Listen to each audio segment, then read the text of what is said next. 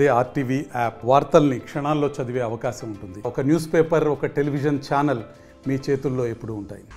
ఒక 21 డేస్ డిఫెన్స్లో ఒక హోల్దార్ మేజర్గా రిటైర్మెంట్ ఇచ్చాను సార్. కానీ నా తల్లి సేవ నేను చేయలేకపోయాను సార్.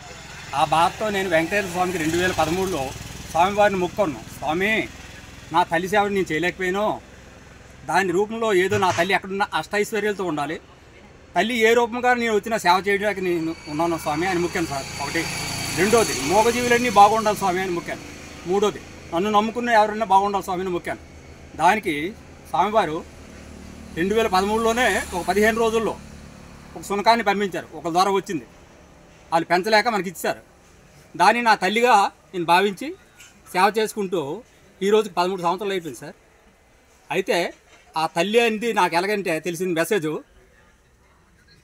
2023 4వ నెల 9వ తారీఖు బీఎస్ఎఫ్లో హెడ్ కానిస్టేబుల్గా రిటైర్మెంట్ అయ్యాను సార్. నేను 2010లో ఆగస్టు 10లో రిటైర్మెంట్ అయ్యాను సార్. వచ్చిన తర్వాత నేను డిఫెన్స్లో ఉన్నప్పుడు నా తల్లిదండ్రులు సేవ చేసుకోలేకపోయాను సార్.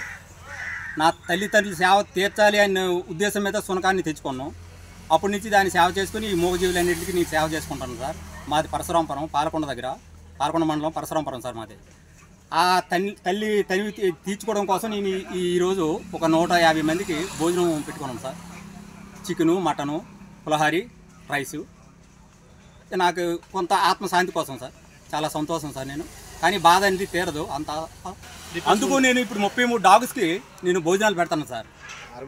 సాయంత్రము మొత్తం నేను ఎక్కడికి వెళ్ళినా నా బండి మీద వెళ్ళేసరికి డాగ్స్ అన్నీ వచ్చేస్తాయి. ఎందుకంటే సాయంత్రం ఇక్కడ స్టవ్ అవన్నీ ఉండి నావే సొంతంగా నేను ఇక్కడ పెట్టుకొని నేను ఈ డాగ్స్ పెట్టుకొని మా ప్రసాద్ మేనాల్ chicken shop Palakonda Anjaneya theatre దగ్గర అక్కడ కాలుబురలో సేకరించి ఇక్కడ వండేసి అందులో రైసు గీసు అంతా వేసి ఇవన్నీ వండేసి వీటన్నింటికి సప్లై తీసుకెళ్తాను సార్ ఈ ఏరియా మొత్తంకి. అందుకు నా తల్లి కూడా అలాంటి సేవకురాలు.